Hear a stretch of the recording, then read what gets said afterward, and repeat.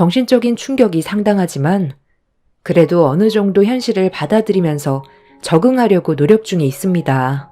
제가 이렇게까지 힘든 시간을 보내게 된 건 죄책감 때문에 그런 것 같아요. 부부 생활이 짧긴 했지만 정말 행복한 시간들을 보내왔었어요. 결혼 생활이 1년이지 연애 기간은 3년 정도로 적지 않은 시간을 함께 했었는데 어느 날 한 통의 전화를 받는 순간 제 삶은 한순간에 무너져 내렸습니다. 그 전화는 남편의 갑작스러운 사고 소식이었고 손도 써볼 수 없이 현장에서 이미 숨을 거뒀다는 충격적인 말을 듣게 되었습니다.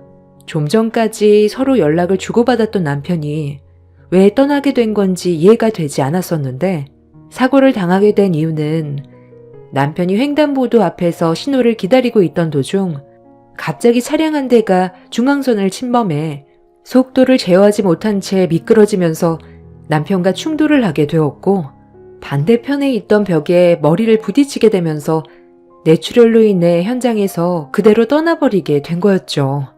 급하게 병원으로 향한 뒤 남편의 모습을 확인했는데 얼굴을 알아볼 수 없을 정도로 온몸이 상해버려 당시의 사고가 얼마나 심각했는지를 알 수가 있었습니다.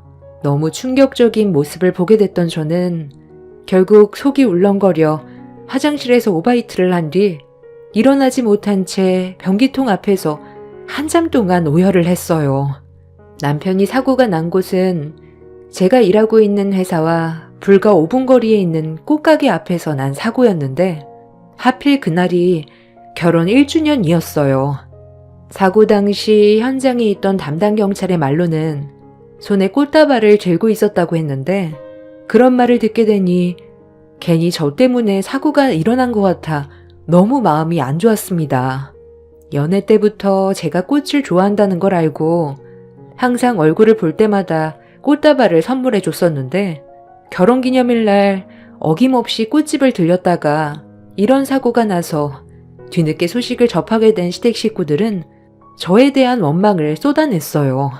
제가 괜히 꽃을 좋아해서 사고가 난 거라며 남편 앞에서 오열하던 시모는 저에게 달려들어 머리채를 잡아 흔들어 버렸는데 미처 저항할 틈이 없었어요. 시모 말대로 남편이 저 때문에 사고로 떠난 것 같아 억장이 무너져 내렸습니다. 너 때문에 내 아들이 죽었어. 그깟 꽃이 뭐라고. 시도 때도 없이 받아대더니 결국 이 사다를 만들어 내 아들 살려내. 당장 살려내라고. 우리 그이도 암으로 떠난 지 얼마나 됐다고. 형님은 어머님한테 또 상처를 주고 싶은 거예요? 저랑 어머님은 아직 그이가 떠났다는 게 믿기지 않아서 우울증약까지 먹고 있는 거 알면서 결혼한 지 1년차 돼서 굳이 꽃을 받아야 돼요? 형님이 안 받아도 된다고 전화 한 통만 넣었어도 아주버님은 괜찮았겠죠. 내 말이 그 말이야. 작은 아들 암으로 떠나보낸 것도 아직까지 슬픔이 가시지 않았는데 평생 이애미 곁에 있겠다던 내 큰아들까지 고작 꽃 때문에 떠나게 될 거라고 누가 상상이나 했겠니? 이제 어떻게 할 거야? 우리 아들 당장 살려내지 못하면 오늘 이 자리에서 너 죽고 나 죽는 거다. 어머님, 저도 그이가 갑작스럽게 떠나서 너무 마음이 아파요.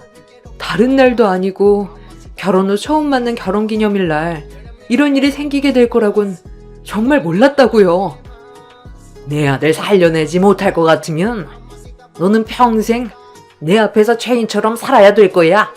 그깟 꽃이 뭐 태수라고. 내 아들까지 떠나보내게 만들어? 새언니를 만난 것부터가 잘못이었어. 난 처음부터 새언니가 마음에 안 들었다니까. 우리 오빠 같은 사람 없다는 거 새언니도 잘 알죠? 오로지 언니를 사랑하는 마음 하나로 꽃을 사러 갔다가 안 좋은 상황까지 오게 만들었으니 우리 엄마가 어느 정도 추스를 때까지 재혼할 생각 꿈도 꾸지 마요. 우리 오빠 불쌍하게 갔는데 언니 잘 되는 꼴을 어떻게 보라고. 우리 오빠들 둘이나 보냈는데 지금 우리가 제정신이겠어요? 남편이 떠나기 전에 시동생이 암투병을 하다가 먼저 떠나게 되는 일이 있었습니다. 동서내외는 제가 남편과 결혼하기 한참 전에 이미 살림을 차려서 살아온 세월이 길었고 아이까지 낳아 9년의 시간을 함께 살아오다가 떠나게 된 거라 한동안 정신적인 충격에서 벗어나지 못해 상당히 힘들었다는 말을 들었어요. 제가 남편과 결혼하기 위해 인사를 왔을 때에도 시댁 식구들의 얼굴은 그늘져 있었지만 그래도 어렵지 않게 결혼식을 올릴 수는 있었어요. 그런데 함께 산 지 1년 만에 시모는 큰아들까지 먼저 떠나보냈으니 그 아픔은 저보다 더 클 수밖에 없었습니다. 동서는 시동생이 암으로 떠난 이후에도 시댁에 계속 왕래를 하면서 지냈어요. 제가 며느리로 들어오기 전부터 시모와 동서와의 관계는 상당히 좋았었는지 조카를 데리고 자주 시댁에 왔었는데 그 모습이 안쓰러웠고 많이 외로워 보였습니다. 시모와 동서는 시동생이 떠난 거에 대한 아픔에 대해 서로 위로해주면서 힘든 시간들을 이겨내 왔었죠. 그런데 시동생이 떠난 지 얼마 되지 않아 남편까지 사고로 떠나보내게 됐으니 그 아픔은 저보다 클 수밖에 없었고 모든 게 제 탓으로 되어 버렸던 거였죠. 그렇게 원치 않았던 남편의 장례를 힘들게 치른 뒤 집으로 돌아왔는데 짧은 결혼 생활이었지만 집안 곳곳에 함께 해온 흔적들이 그대로 남아있어 오열을 하게 되었습니다. 에휴, 네가 이러고 있을 줄 알았다. 걱정돼서 집으로 돌아갈 수가 있어야지. 네가 오열하는 목소리가 밖에까지 들리더라. 나도 지금의 상황들이 믿어지지가 않는데 너는 오죽하겠니? 그래도 산 사람은 살아야지. 일단 집안에 있는 물건부터 하나씩 정리를 하면서 너도 새 출발할 준비를 해야 되지 않겠니? 너에겐 지금 시간이 많이 필요하겠지만 이 집에 계속 머물러 있다 보면 그 아픔이 더 크기 때문에 하루빨리 정리를 하는 게 좋을 것 같다. 엄마가 언제까지 옆에 있어줄 수는 없잖아. 어디 갔나 했더니 집에 와 있었구만. 무슨 정리를 하겠다는 건지 모르겠는데 내 아들 물건에 손끝 하나 대지 못합니다. 사돈이 제 마음을 얼마나 이해를 하겠어요. 자식을 둘이나 잃은 아픔을 알지도 못하면서 그런 말 함부로 하면 안 되죠. 예, 너 이 집에 있는 물건 내 허락 없이 정리하면 가만두지 않을 테니 내 허락이 떨어질 때까지 그대로 놔두거라. 그리고 당장 짐부터 싸라. 너는 앞으로 우리 집에서 나랑 함께 생활을 하게 될 거다. 아니 사돈, 이게 다 무슨 말이죠? 오소망을 잃은 아픔 때문에 집안의 물건을 정리할 마음의 준비가 되지 않았다는 건 어느 정도 이해하겠는데 제 딸이 왜 사돈집에 들어가서 살아야 하는데요? 장례식 때도 오서방이 사고로 죽은 게 제 딸 때문에 그런 거라고 계속 그 얘기만 하고 있는데 그 사고는 누구도 예측할 수 없었던 사고라고요. 내 딸이 꽃을 좋아했다는 이유로 잘못을 몰아가는 건 한참 잘못됐다는 걸 말씀드리는 겁니다. 지금 많이 힘드신 거 충분히 이해는 하겠지만 제 딸이 사위도 죽은 마당에 사돈댁에 들어가서 시집살이 하는 건 절대 용납할 수 없어요. 더 이상 감정 소비하고 싶지 않으니까 이만 돌아가세요. 애들 아버지가 어떻게 떠나는지 아세요? 어렸을 적에 계곡에서 놀다가 급격하게 물이 불어나서 가족 모두가 휩쓸린 적이 있었어요. 그때 저와 제 딸은 다리에서 건널 수 있을 정도로 괜찮았는데 두 아이들이 건너올 때는 급격하게 불어난 계곡물로 인해 휩쓸릴 위기에 놓였었고 애 아빠는 두 아이들을 살리기 위해 악착같이 붙잡고 겨우 다리를 건널 수 있게 해줬어요. 그런데 계곡물이 불어나면서 떠내려오던 큰 나무에 애들 아빠와 충돌이 일어나면서 다리를 미처 건너지 못한 채 떠내려가던 그 사람이 저에게 마지막으로 뭐라고 했는지 아세요? 다시 돌아올 테니까 애들만 신경 쓰라고 하더이다. 수영도 잘하던 사람이 분명 다시 돌아올 수 있다고 믿고 있었지만 그 사람은 끝내 차가운 모습으로 제 앞에 나타났고 그 사람의 죽음이 헛되지 않게 하기 위해 저 혼자 아이들을 악착같이 키우면서 지금까지 힘들게 살아왔는데 작은 녀석이야. 병에 걸려 어쩔 수 없이 떠나보낼 수밖에 없었다지만 제 큰아들은 충분히 사고를 예방할 수 있는 상황이었습니다. 며느리가 꽃만 안 좋아했어도 이런 사고는 일어나지 않았을 거라고요. 며느리가 꽃을 좋아한다고 하도 설쳐대서 이런 사태가 벌어진 건데 어떻게 다시 없다고 할 수 있어요? 먼저 떠난 애들 아버지에게 내 피 같은 자식을 평생 지켜주겠다고 약속해서 잘 지켜오고 있었는데 며느리가 제 아들과 결혼을 하겠다고 내 집에 인사 오면서부터 집안의 악재가 끊이지 않았어요. 며느리 때문에 내 아들 황망하게 보냈으니 내 아들 대신 평생 옆에서 수발 들어야 하지 않겠어요? 그래야 제가 이 원통함을 보상받을 수 있을 것 같습니다. 엄마와 시모는 언성이 높아졌고 분위기는 좀처럼 가라앉지 않길래 제가 중간에서 두 분을 말리려 했지만 제정신이 아닌 시모를 감당하기에는 쉽지 않았습니다. 그렇게 저희 집에서 한바탕 난리가 나고 엄마와 시모의 감정이 격해지게 되자 저도 더 이상 어떻게 해야 할지 모르겠더라고요. 시모가 힘든 만큼 저 또한 남편을 떠나보낸 아픔을 똑같이 겪고 있는 걸 알면서 집안을 난장판으로 만들어 놓는 시모의 막 나가는 행동이 저를 더욱더 미치게 만들었습니다.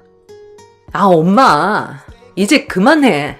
동네 시끄럽다고 경찰들까지 왔잖아. 차라리 집안에 일이 있을 때 새언니를 부르던지 하면 되죠. 이러다 더 큰 사고라도 나면 어쩌려고 그래요. 엄마, 일단 지금은 진정부터 해야 될 것 같으니까 저랑 먼저 집으로 들어가시고 어느 정도 마음을 추스렀을 때 다시 얘기해요. 새언니, 우리 엄마가 부르면 당분간은 와줄 수 있죠? 언니는 이해해줘야지. 서로가 힘든 상황인데 안 그래요? 어머니, 일단 오늘은 들어가시고 제가 나중에 연락드릴게요. 저도 지금의 현실을 받아들이기가 너무 힘들어요. 저 때문에 그이 떠나보냈다고 자꾸 하시는데 꼴 보기 싫은 제 얼굴 왜 자꾸 보려 하시는데요? 그이 떠났으니 더는 이 집안 며느리 아니에요, 저. 내 아들 잡아먹고도 뻔뻔하게 그런 말이 나와? 안 싸돈 이렇게 안 받는데 상당히 이기적이시네요. 정말 실망입니다. 경찰들이 중재하면서 상황이 겨우 정리가 될 수 있었고 그제야 턱까지 막혀있던 숨을 내쉴 수가 있었습니다. 엄마는 더 이상 시댁에 갈 필요 없다면서 자식도 없는데 오서방이 떠났으니 더는 엮이지 않아도 된다고 했지만 한편으론 마음이 불편했어요. 그렇게 모두가 떠난 뒤 겨우 혼자만의 시간을 가질 수 있었고 너무 지쳐있던 나머지 그대로 침대에 쓰러져 버렸습니다. 남편이 사고를 떠난 건 정말 마음이 아팠지만 산 사람은 살아야 했어요. 저희 엄마한테 제가 슬퍼하고 있는 모습을 계속해서 보여드리는 것도 싫었기 때문에 최대한 감정 조절하면서 남편과 함께했던 물건들을 정리하기 시작했죠. 시모는 허락 없이 건들지 말라고 했지만 제가 살기 위해서는 어쩔 수 없었습니다. 그렇게 며칠의 시간을 걸쳐 남편의 모든 물건들을 정리한 뒤에 어느 정도 마음도 추스르면서 현실을 받아들이고 있을 때 시모에게 연락이 오게 되었습니다. 어느 정도 예상은 하고 있었지만 일단 확실하게 끝내려고 시댁으로 향했어요. 시모의 의중이 정확히 파악이 안 됐고 저도 해야 될 말들이 있었던 터라 갈 수밖에 없는 상황이었죠. 돌려서 말하고 싶지도 않다. 앞으로 어떻게 할 거니? 어느 정도 생각의 정리가 됐으면 답을 줘야지. 내 말대로 이번 주 내로 짐 싸서 들어와라. 어머님, 저는 여기까지만 하고 싶어요. 지금 당장 새 출발을 하겠다는 게 아니라 어머님 댁에서 같이 지낸다면 제가 버티지 못할 것 같아서 그래요. 그렇다고 무조건 어머님과의 관계를 끊어내겠다는 건 아니니 그만 억지 부리세요. 제가 필요해서 부르시면 당분간은 올 테니까 그만 하시라고요. 너 지금 나랑 말장난 하자는 거니? 얼마 전에 그 난리를 쳤을 때 뭐라고 그랬어? 좋게 말할 때 짐 싸서 들어오라고 했을 텐데 내 말을 무시하는 거야? 어머님, 제가 뭐라고 그랬어요? 좋게 얘기해선 안 된다고 했죠? 형님이야, 아쉬울 게 뭐가 있겠어요? 애도 없겠다. 연 끊어버리면 그만인데 굳이 이 집과 엮일 필요가 없다고 생각하겠죠.